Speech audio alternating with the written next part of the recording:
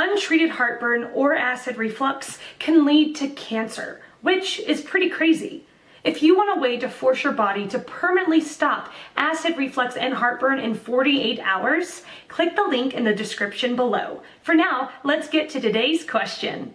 The question, what is the best way to get rid of heartburn? Nice doubt, to make you understand everything I explained the treatment of heartburn. To know more details, type in Google as Health Zap 99. How to fight heartburn. Antacids, which are specific, fast-acting medications to neutralize stomach acid secretion, are often the most commonly used remedy. Indigestion is responsible for preaching morality to the stomach.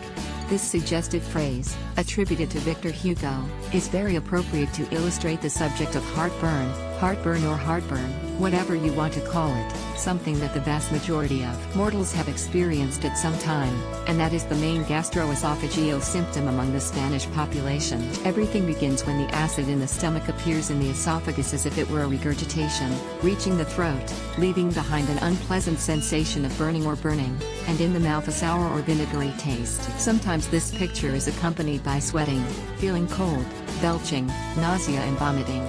These symptoms can last several hours and usually coincide or worsen in the moments after meals. If these symptoms occur with a frequency of 2 or more times per week and with remarkable intensity, it is advisable to request an appointment with a doctor in case it is a sign of something more serious. In general, the vast majority of the population sees acidity as a minor disorder, commonly associated with certain foods, which is why they limit themselves to fighting discomfort with antacids and delaying consultation with the doctor. In fact, some studies highlight the increased consumption of antacids among young people. It is one of the bills to pay for life habits as unhealthy as fast food, alcohol and tobacco too much. It is true that in general this disorder does not represent a serious health hazard, but the problem is that besides being a source of discomfort and inconveniences such as insomnia, for example, can lead to more serious disorders such as esophagitis, inflammation of the tissue that lines the esophagus, giving way to bleeding or difficulty swallowing, which may be the prelude to some ulcerous process or disease due to gastroesophageal reflux. It is, therefore, clear that if the symptoms are repetitive and intense, the visit to the doctor should not be delayed. Under normal circumstances, the lower esophageal valve or sphincter that communicates the esophagus with the stomach closes immediately, swallowing the food and passing it to the stomach, preventing its return. But if this one is overloaded by an excessive food or drink, the gastric fluids that it harbors, especially the hydrochloric acid, look for an exit in the direction of the esophagus, which is overcome by so much acidity and is unable to maintain the closure. The burning sensation and the aforementioned symptoms constitute the next step, given that both the esophagus and the throat are not prepared to withstand the irritating action of stomach acids, as are the walls of the stomach. The triggers. There are several factors that favor these stomach burning: postural factors, food, medication, etc. Also, stress and anxiety have much to do with this outcome, as well as certain associated diseases, such as having stones in the gallbladder, hiatal hernia, gastritis, dyspepsia, gastric ulcer and duodenal ulcer. If we speak of postures, it is common that the phenomenon occurs when lying down or bending or leaning forward.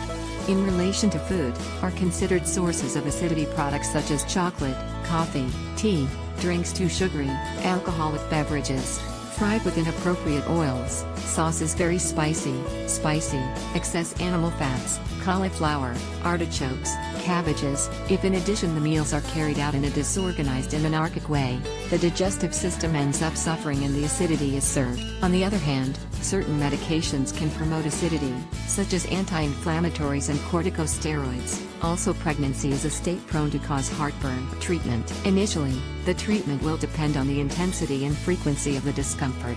If these are sporadic, antacids, which are specific and fast-acting medications to neutralize stomach acid secretion, are usually the most used resource. There are even chews, which facilitates their intake and portability, but do not forget the medical advice that although it is drugs without a prescription, they are medicines, so before taking them it is always advisable to consult with the doctor or pharmacist beforehand, since abusing them can lead to more acidity. Various medical and pharmaceutical entities also point out these other recommendations. Take the antacid half an hour after meals or when you begin to notice the typical heartburn, never as a preventative measure before a meal that is expected copious. We must try to take them together with other medicines in order to avoid interactions that diminish its therapeutic effect.